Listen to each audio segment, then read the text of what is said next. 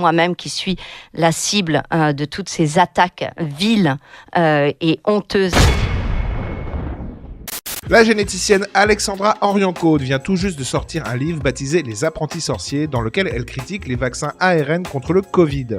Bien entendu, elle s'est tout de suite attiré les foudres de personnalités médicales comme le médecin de plateau Michel Simès ou l'exilé fiscal Laurent Alexandre, ancien propriétaire du site Doctissimo. La classe mondiale. Tous deux ont bénéficié d'une tribune sur RTL pour tirer à boulet rouge sur Alexandra Henrion-Caude et son livre. C'est incompréhensible pour moi. Son itinéraire est incompréhensible. Elle relaie toutes les thèses complotistes les plus éculées.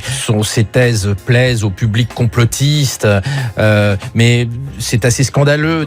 C'est un véritable scandale. Il n'y a aucune éthique de la part d'un certain nombre de médias pour inviter ce genre de gens. Et cette personne dont vous parlez, il faut arrêter de donner la parole à ces anti-vax qui font un mal fou à la médecine en France. Alexandra Henrion-Caude a répondu à ces critiques lors d'une interview sur la chaîne YouTube Ligne Droite et c'est assez imparable.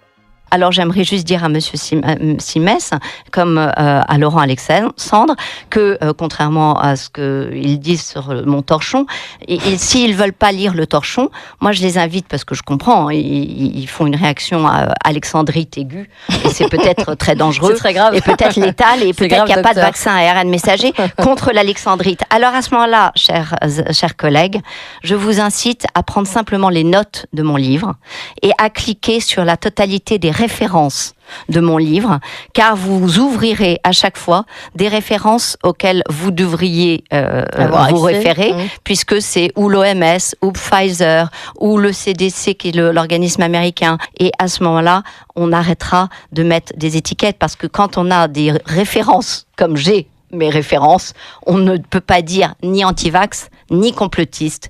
Et toc, remonte ton slibard, l'otard.